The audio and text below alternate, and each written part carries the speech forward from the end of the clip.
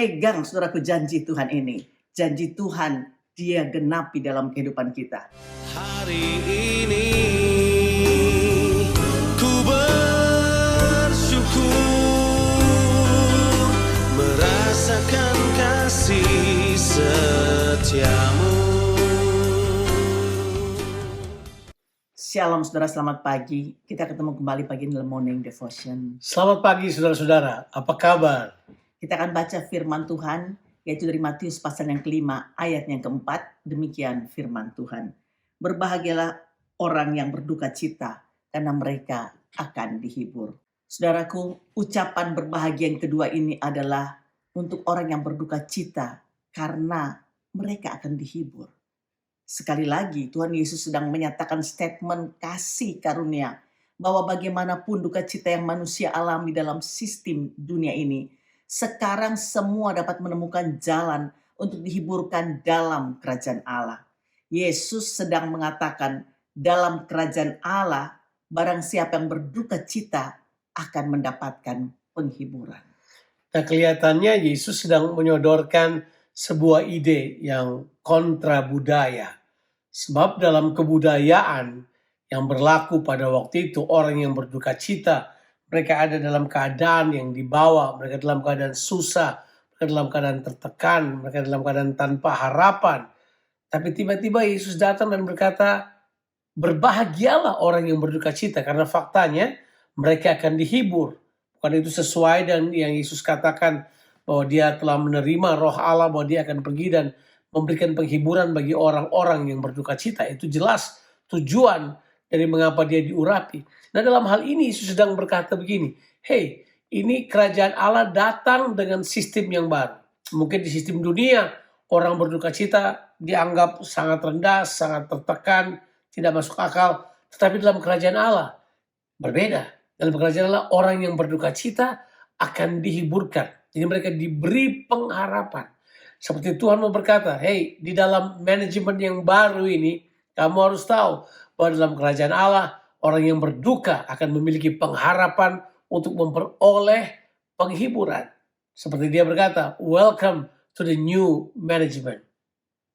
Ya, saudaraku, di dalam Alkitab kita dapat melihat ada beberapa jenis duka cita.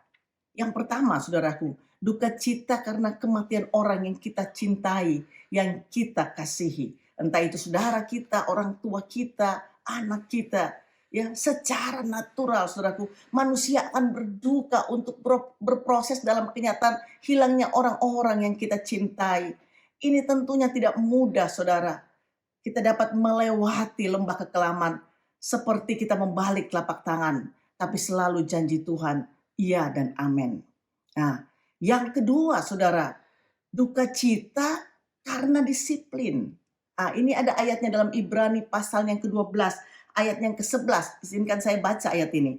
Memang tiap-tiap ganjaran pada waktu ia diberikan tidak mendatangkan sukacita, tetapi duka cita. Tapi kemudian ia menghasilkan buah kebenaran yang memberikan damai kepada mereka yang dilatih olehnya.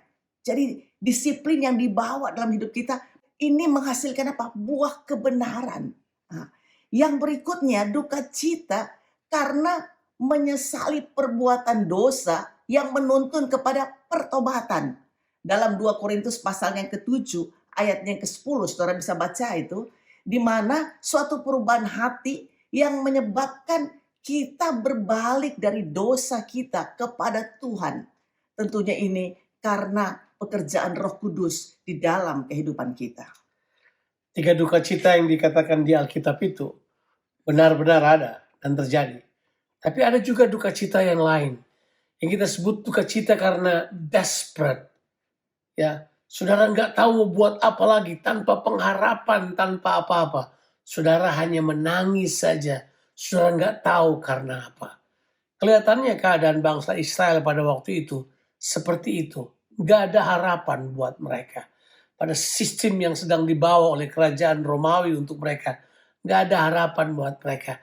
Mereka dalam keadaan tertekan. Tiba-tiba Yesus datang dan berkata, berbahagialah orang yang berduka cita, karena mereka akan dihiburkan. Apapun duka cita saudara, jangan lupa, dalam kerajaan Allah, kamu akan berbahagia karena Tuhan Amin. akan menghiburkan kehidupan kita. Amin. Pegang saudaraku janji Tuhan ini. Janji Tuhan dia genapi dalam kehidupan kita.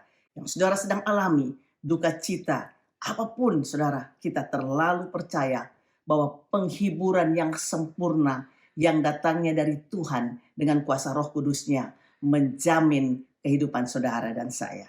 Tuhan Yesus memberkati kita sekalian. Amin.